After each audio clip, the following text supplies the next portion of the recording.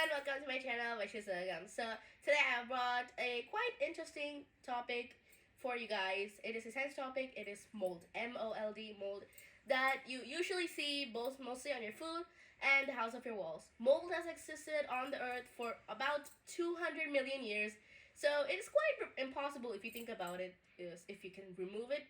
But we can have some safety measures that we can do on our own to prevent it from forming in our house.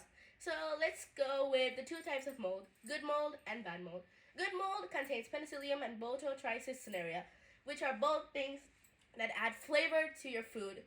Such foods that mold is used in is, you can say, cheese. So for example, blue cheese. Blue cheese has a sort of good mold fungi in it, and yogurt is also made with good mold and bacteria.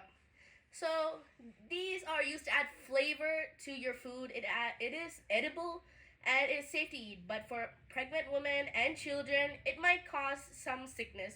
So you have to look out before even if you're eating good mold. And another use of good mold is that it helps your intestines work properly, and it reduces the cardiovascular risk of cardiovascular diseases, and is also used as a very good natural preservative for many of your food items. So, and then we're going to go on to some foods that are made using good mold. So first is fermented soybeans that are used to make soy sauce. So the fermentation process, only when the fermentation process occurs in soybeans, we can make soy sauce out of it. So during that fermentation process, the most important role is a type of mold, which is Aspergillus fumigatus, and it helps it ferment so much more easier. And it's like, let's say, very important. If it's not there, it won't ferment, that mold. And then another is citric acid. Citric acid is mostly found in oranges and lemons, such fruits. But you can make it using black mold, also known as Aspergillus niger. And so we can move on to bad mold. Bad mold is also very poisonous and contains mycotoxins. Mycotoxins are toxins that are formed in fungi, and it can lead to many chronic diseases and quickly occurring diseases. Both of these are very life-threatening.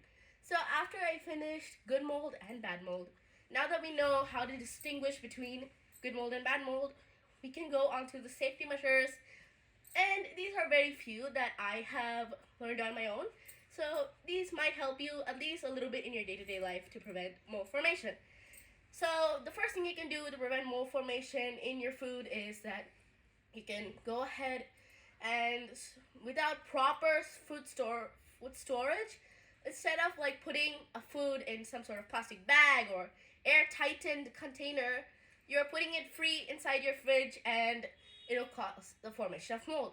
But if you're also keeping a food without after its expiration date, it can also cause the formation of mold since it's getting a little bit older.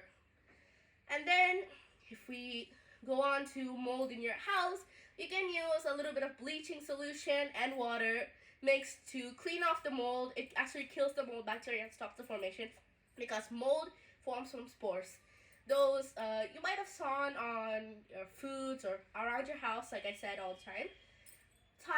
Tiny hair-ish like structures. They are formed together. They are spores that spread the mold around the place. So that bleaching solution and water mixed together destroys those mold spores and prevents it from spawning everywhere around your house, and it kills them. So I guess this is all I can say for now, and stay tuned for more videos. Click the notification bell, subscribe, and I love you guys so much. Bye!